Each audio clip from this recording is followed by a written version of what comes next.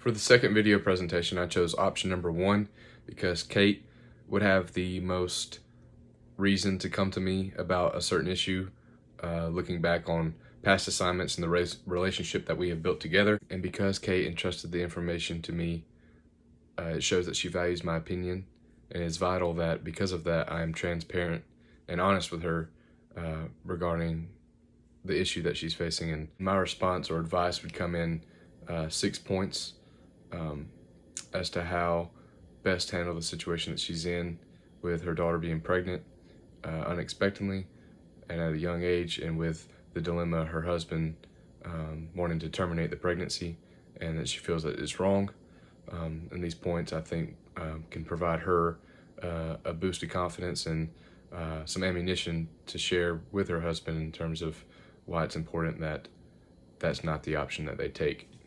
With past business dealings, I'm sure Kate would already assume or understand that I am a Christian, and that most of my worldview comes from that perspective. And because of that, because I am a Christian, I am also anti-abortion. I believe that life begins at conception and that new DNA is formed in that conception, and that if it wasn't part of God's plan for that life, the conception would have never happened in the first place. So as a result of conception, it's a confirmation that God has a plan for that life, and that's what I believe in terms of abortion, and that why I disagree with it, because I believe that's taking of a human life that was purposely created by God. And I would share with Kate that there are multiple verses that God shows us and reveals in His Scripture. The first verse comes from Jeremiah 1:5, where He says, "Before I formed you in the womb, I knew you, and before you were born, I set you apart. I appointed you to be a prophet to the nations." So even right there, God appoints us. Our life begins at conception. It happens for a reason. The second verse is found in Psalm 139:13 and 16, where the psalmist says, "You made all the delicate inner parts of my body and knit me together in my mother's womb. You saw me before I was born. Every day of my life was recorded in your book. Every moment was laid out before a single day had passed." So this even shows that before you take your first breath on earth after being born, the Lord already knows everything that's going to happen in your life. And the third verse, it can be found in Isaiah 44:2, where it says, "Thus saith the Lord, who made you, who formed you in the womb, and will help you. Fear not, O Jacob my servant, Jerusalem whom I have chosen." So again, that shows that God chooses us, and that's why conception happens, because we are chosen by Him. He knows us ahead of time. Before even conception happens, He already has a plan for us. And I believe that conception is life, and that any point after conception, termination, I think is wrong. And I think that Kate should embrace the situation that's happened, not condemn it or destroy it. The second thing I'll do is reassure Kate of her initial instinct, or motherly intuition, that terminating the pregnancy is not the right move. I think she was right to think that. I know as a parent, if your child makes that kind of mistake, it must feel embarrassing, like you failed as a parent, but it's simply not true. And I would reassure Kate of that all the best parenting in the world won't keep your children from making their own decisions and making their own mistakes in life, that they have to learn from their mistakes, regardless of how embarrassing or catastrophic it may seem. That as parents, it's our job to be there for them and to guide them through that, even if it's unwanted pregnancy, or if it's something that, out of the blue, not expecting and not sure how to handle the situation. As of 2018, there are approximately 6,824 abortions performed by Planned Parenthood on a weekly basis, and there are nearly 250,000, or a little over 250,000 abortions a year, and that number has grown exponentially over the last few years. And I don't want Kate's daughter to become part of that statistic, because every child deserves a chance at life, and Elizabeth's soon-to-be child deserves the same.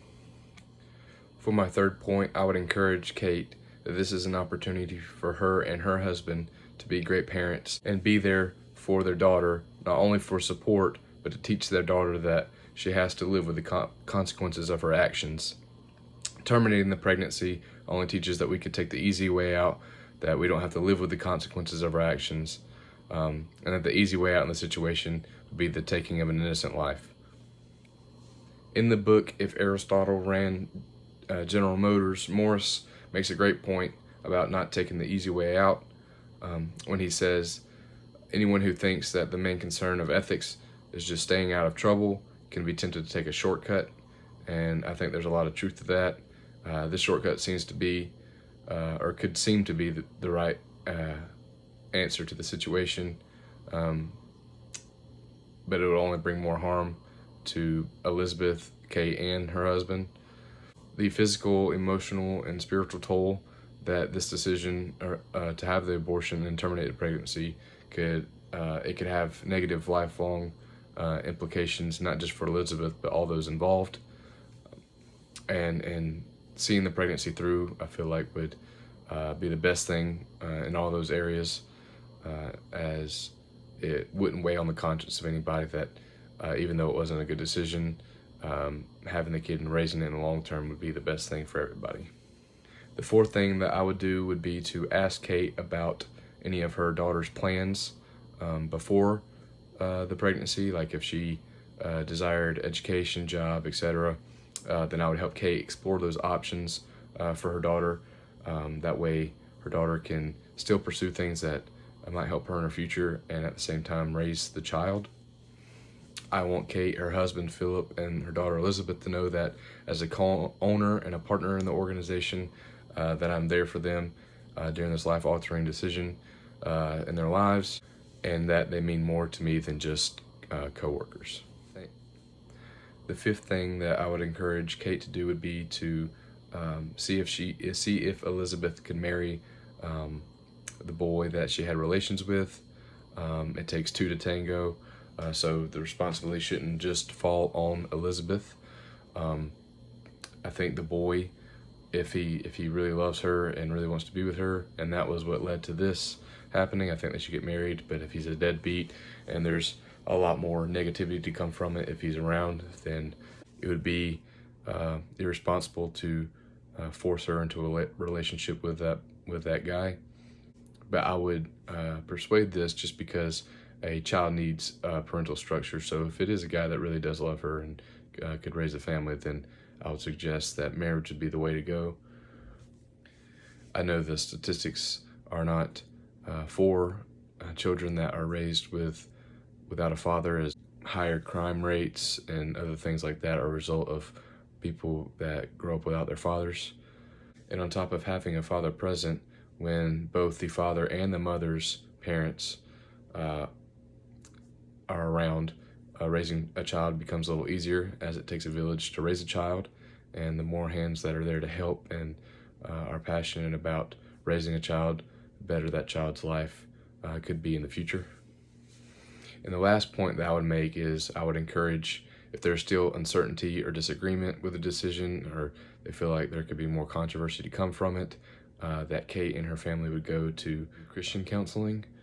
Beyond the advice that I can give, counseling can provide the family the opportunity to let everything out and have their discussion and feelings be guided by biblical principles. This would also be a service that our company could potentially provide for Kate, as it could be a part of our medical insurance coverage. I know abortion isn't the easiest thing to talk about, but for someone who I run the business with, it's important for me to share how I feel and to provide advice to someone who is obviously in desperate need of.